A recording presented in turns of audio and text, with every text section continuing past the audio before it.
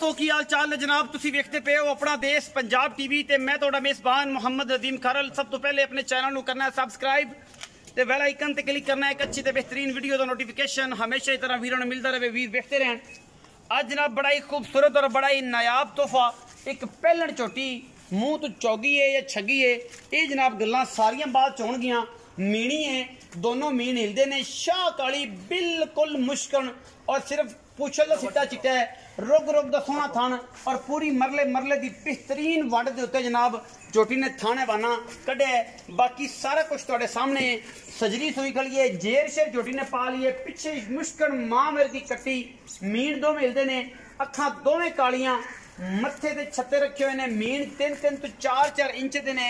मीणी बड़ी लाजवाब है, बड़ी खूबसूरत है और माशाल्लाह बड़ा ही खूबसूरत अडर इस झोटी दे कोल लेने देने मुकद्दर होंदे ने।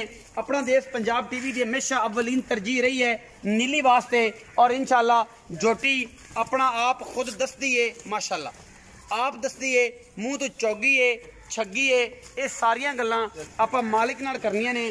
मालिक आपां नूं सारी गल दसेगा। तुन्नी कौली दा बिल्कुल निशान नहीं किते भी। झोटी बड़ी नायाब, बड़ी सुची, बड़ी सुथरी, मरले मरले दी बेहतरीन और नायाब वंड दे उत्ते रसगुल्ले लाई फिरदी है। पहलन ओके चौकड़ा तुसी आप चेक करना है, झोटी दी हड्डियां आप चेक करनियां ने। एक हड्डी वक्खी झोटी दी सिर्फ मुक रखिया लुक जाती है और माशाल्लाह मीणी शाह काली इको रंग की मुश्कन, मीन दोवें हिलदे सो, दोवें मीन हिलदे ने और माशाल्लाह अल्लाह के खास फजल नाल एवें 4-4 इंच का जनाब मीन लग्या होया है। इको रंग की खूबसूरत और नायाब परी है नीली दी और अलहमदुलिल्लाह दोस्त जेडे कहंदे ने कि सानू मुश्कन शाह काली इको रंग की मीनी चाहिए है। पिछे कट्टी है, सफेद चिट्टियां अखां ने कट्टी दियां, मां दियां कालियां ने और जनाब धी दियां चिट्टियां ने। बेहतरीन और खूबसूरत तोहफा है, मशका लाई फिरदी है, पिछे बटन लगे हुए ने।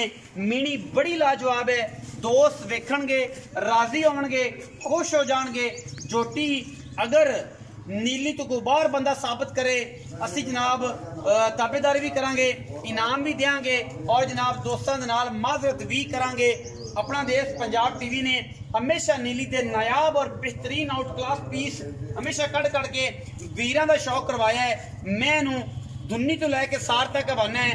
पहलन होके मुंह जे चौगी छगी है, मुंह 6 दंद है, पूरी पहलन झोटी खास मुश्कन खास नीली बार दी सतलुज बार की बारिश के तुहाडे वास्ते मेहनत करके दोस्तों वास्ते तोहफे लैके हाज़र होने हैं।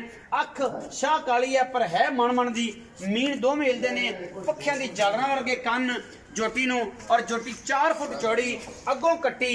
माशाल्लाह हर पासों अल्लाह ने हुसन ते जनाब परियां वर्गी झोटी है, लेने देने मुकद्दर ने। अपना देश पंजाब टीवी ने हमेशा नीली बार के नायाब और आउट क्लास पीस दिखाए ने।